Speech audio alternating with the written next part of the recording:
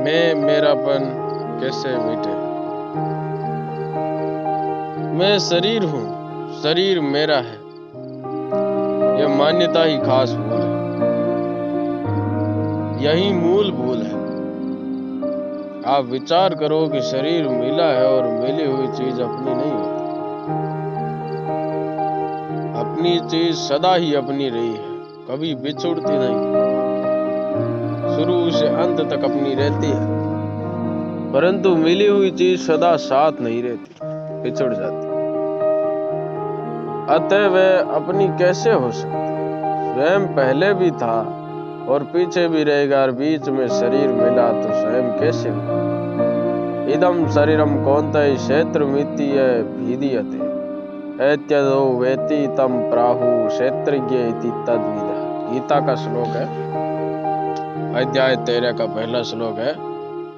अर्थात ये रूप से कहे जाने वाले शरीर को क्षेत्र कहते हैं, और इस क्षेत्र को जो जानता है उसको ज्ञानी जन क्षेत्रज्ञ नाम से कहते हैं। अतः क्षेत्र और क्षेत्रज्ञ ये दो चीजें हैं।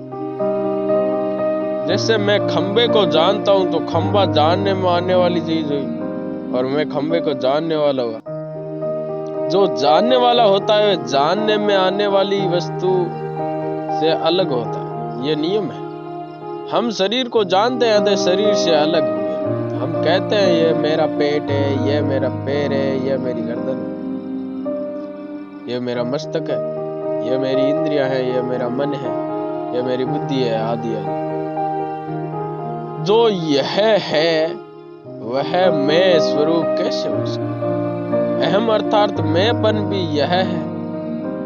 जिस प्रकाश में शरीर इंद्रिया मन बुद्धि दिखते हैं, उसी प्रकाश में अहम भी दिखता है। जो दिखने वाला है वह अपना स्वरूप कैसे हो सकता? मैं यह शरीर नहीं हूं, इस बात को दृढ़ता से मान लो। मैं न कभी शरीर था न कभी शरीर हो सकता हूं, न शरीर रहूंगा, और न अभी वर्तमान में शरीर हूं। मैं शरीर से बिल्कुल अलग हूँ। इसकी पहचान क्या है? अगर मैं शरीर से अलग नहीं होता, शरीर से मेरी एकता होती, तो मरने पर शरीर भी मेरे साथ चला जाता, अथवा शरीर के साथ मैं भी रह जाता। परंतु न तो मेरे साथ शरीर जाता है और न मैं शरीर के साथ रहता हूँ। फिर शरीर में कैसे? जैसे मकान से मैं चला जाता हूँ तो मकान मेरे साथ नहीं जाता, मकान यही रहता है और मैं चला जाता हूँ। तो मकान और मैं दो है, एक नहीं। इसी तरह शरीर और मैं दो है, एक नहीं। ऐसा ठीक बोध होने पर अहंता मिट जाती। मैं शरीर हूँ, शरीर मेरा है और शरीर मेरे लिए है। क्या कह रहे हैं कि मैं शरीर हूँ, शरीर मेरा है, शरीर मेरे लिए है। ये तीन खास भूले हैं, ये तीन खास भूले हैं। वास्तव में न तो मैं शरीर हूं, न शरीर मेरा है, और न शरीर मेरे लिए ही है। शरीर मेरे लिए कैसे नहीं? मैं नित्य निरंतर रहने वाला हूं, और शरीर नित्य निरंतर बदलने वाला है। यह शरीर नित्य निरंतर मेरे से वियुक्त हो रहा है। कोई ऐसा क्षण नहीं है जिस क्षण में यह मेरे से वियुक्त नहीं होता। मनुष्य मानता है कि जब शरीर मर जाता है तब शरीर का वियोग होता है। अतः जन्म से मृत्यु तक शरीर हमारा रहा। यह बहुत स्थूल दृष्टि से मानना है। सूक्ष्म दृष्टि से देखा जाए तो शरीर प्रतिक्षण ही मर रहा है। मान लो कि किसी की आयु 100 वर्ष की है और वह 1 वर्ष का हो गया, तो क्या अब 100 वर्ष बाकी रहे? तो 99 वर्ष ही बाकी रहे। दृष्टि इस तरफ होती है कि बालक बढ़ रहा है, बिल्कुल गलत बात है। बालक तो घट रहा है। हम भी यही सोचते हैं कि हम बढ़ रहे हैं, हम जी रहे हैं, बिल्कुल झूठी बात। सच्ची बात तो वह है, सच्ची बात तो यह है कि हम मर रहे हैं। जैसे मरने के बाद शरीर से वियोग हो जाता है, ऐसा हम मानते हैं, ऐसे ही हमारा शरीर से प्रतिक्षण वियोग हो रहा है। अतः जो हरदम वियुक्त होता है वे मेरे लिए कैसे हो सकते? विचार करें कि शरीर पर मेरा आधिपत्य चलता है क्या? अगर चलता है तो शरीर को बीमार मत होने दो, कमजोर मत होने दो, कम से कम मरने तो दो ही मत। जब इस पर हमारा आधिपत्य चलता ही नहीं तो फिर यह मेरा कैसे? बालकपन में जो मैं था वही मैं अब भी हूँ।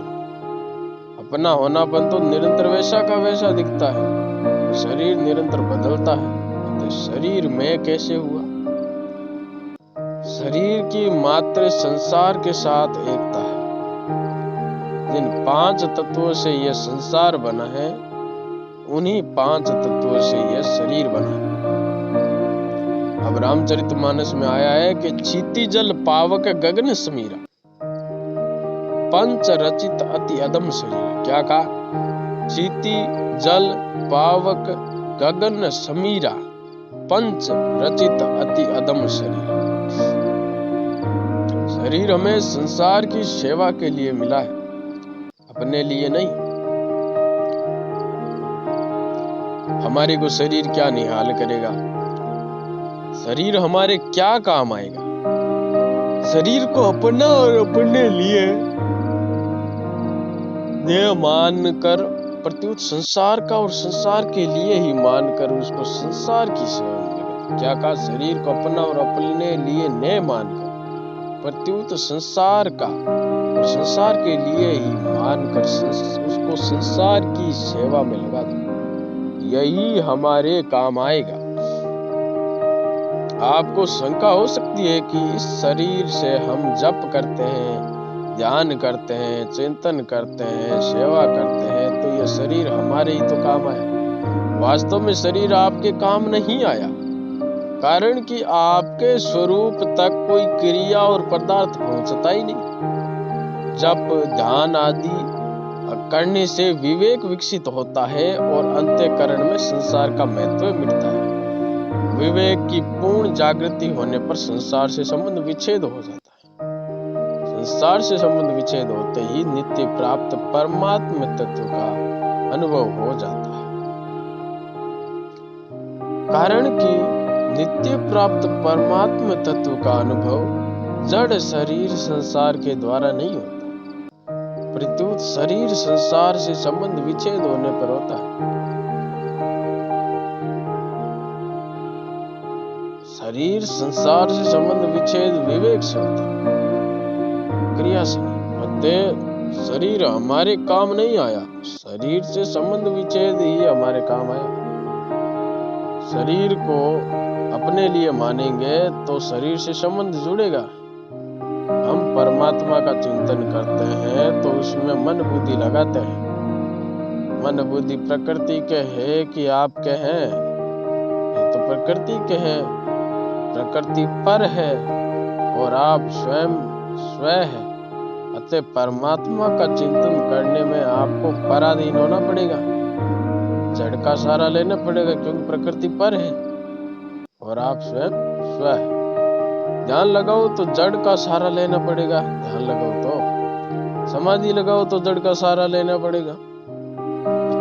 परंतु चिन्मयता में स्थिति जड़ता के त्याग से होगी। जड़ता की सहायता लेने से, जड़ता की आवश्यकता समझने से उसका त्याग कैसे करेंगे?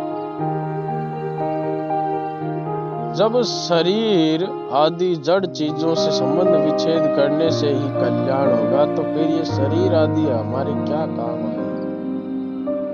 इस बात को ठीक तरह से समझे कि शरीर हमारे लिए कैसे हुआ।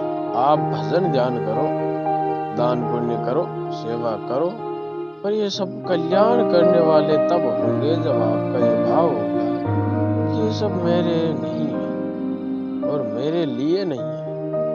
जब ये मेरे और मेरे लिए नहीं है तो फिर इनको करे ही क्यों? इनको इसलिए करना है कि हमने दूसरों से लिया है। शरीर भी दूसरों से मिला है, अन्न जल भी दूसरों से मिला है। क्यों? अन्न जल भी दूसरों से लिया है, हवा भी दूसरों से मिलती है। हम रास्ते पर चलते हैं तो सड़क भी दूसरों से मिली है, छाया भी दूसरों से मिली है, मकान भी दूसरों से मिला है। दूसरों से मिली हुई चीज दूसरों की सेवा में लगा देनी है, जिससे कर्जा उतर जाए। पुराना कर्जा उतार देना है और नया कर्जा लेना नहीं है।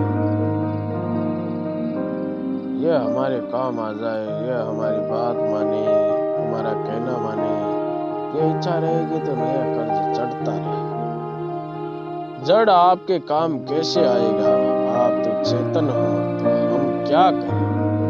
जड़ता से पिंड छुड़ाने के लिए चाहे संसार की सेवा करें, चाहे भगवान की सेवा करें, अपने लिए कुछ नहीं करें।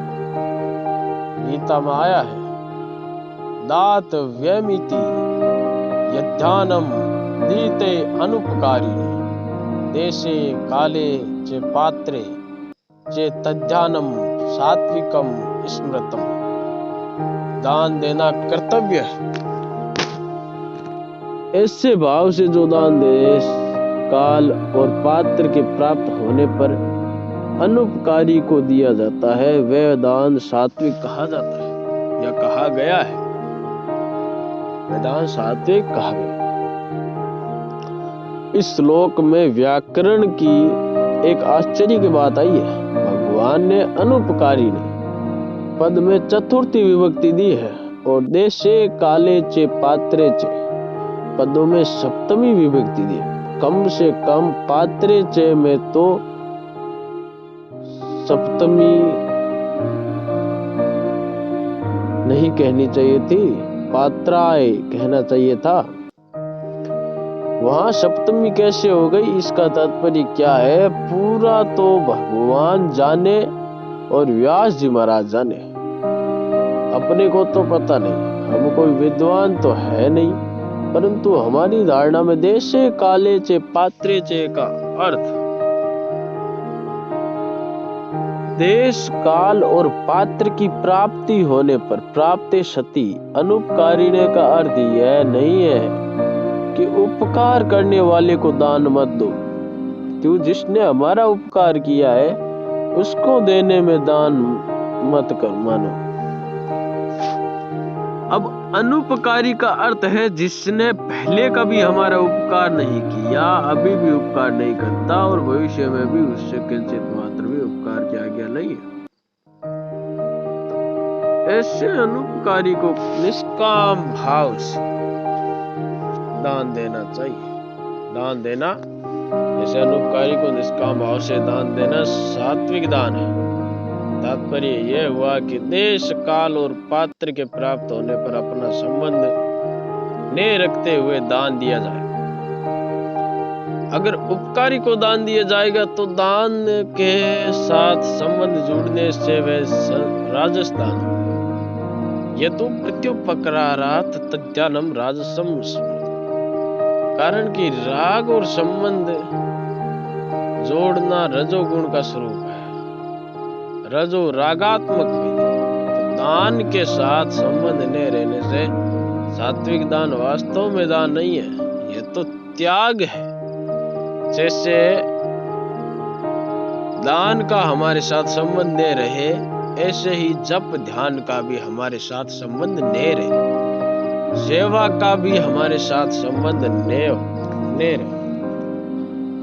किसी की सेवा करके हम समझे कि हमने बड़ा काम किया तो यह गलती है, कारण कि हमारे पास जो कुछ है उस पर उसी का हक लगता है। हमारे पास जो शक्ति है वह शक्ति समष्टि की है।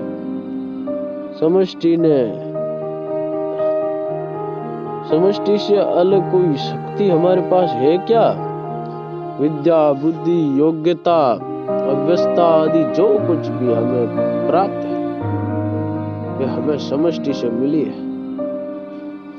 समष्टि की चीज समष्टि की सेवा में लगा दे, समष्टि से मिली चीज समष्टि की सेवा में लगा दी तो क्या एहसान किया? उसी की चीज उसी की सेवा में लगा देना ईमानदारी है।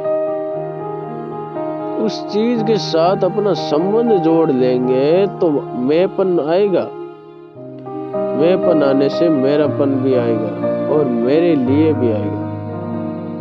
ने तो यह मैं हूँ और न यह मेरा है। जो यह होता है वह मैं नहीं होता, और जो मैं होता है वह यह नहीं होता। शरीर यह है, मन यह है, बुद्धि यह है, प्राण यह है, मैंपन भी यह है।